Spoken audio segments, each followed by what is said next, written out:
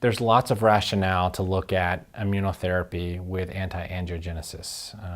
Preclinical data suggests that VEGF fosters an immunosuppressive environment by upregulating Tregs, which are immunosuppressive, upregulating myeloid-derived suppressor cells, which are immunosuppressive. So by targeting VEGF with an anti-angiogenic drug, that may reverse the immunosuppression, that may allow immunotherapy drugs that you give with the anti-angiogenic drug to work better. And this was preclinically, a lot of preclinical work on this, but certainly has borne out clinically in the IMpower data.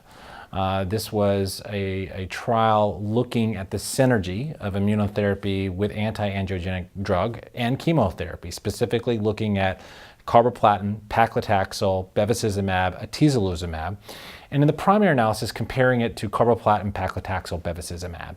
And the question being asked is, if we add immunotherapy to carboplatin, paclitaxel, bevacizumab, does that confer any benefit for the patient? And what we saw impressively was a significant improvement in response rate, a significant improvement in progression-free survival, and importantly, a trend towards improvement in overall survival that's immature at this time, but we hope to have updated analysis. So it's hard to find a lung cancer trial, at least in the past 10 years, that shows overall survival advantages. And with the advent of immunotherapy, that's changing. If you were to ask me before this trial was designed whether adding atezo to 3 drugs would show a benefit, I would say probably not.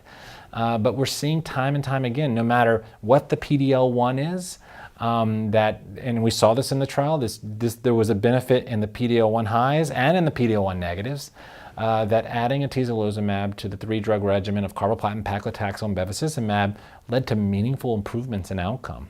I look forward to the updated analysis to see what it shows, but to have response rates north of 50 and 60% with a 4-drug regimen, yes, it's 4 drugs, but for that patient who's symptomatic, in which you want to give, you only have 1 shot on goal and you want to give your best drugs up front, I think this is going to be a consideration.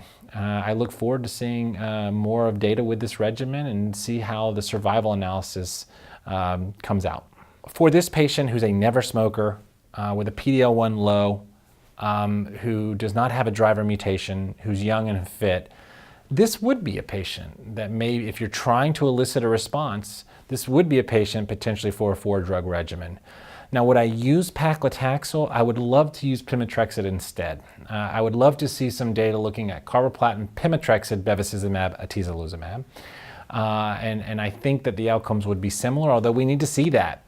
But for a symptomatic patient who's a never smoker and doesn't have a driver, even if their PD-L1 is low here, you're covering your bases, A, because you're giving the bevacizumab, and B, because the IMpower study showed that the benefit of atezolizumab was independent of their PD-L1. So I think this is a consideration for a patient who's younger and fitter without a driver mutation, in which you need to elicit a response.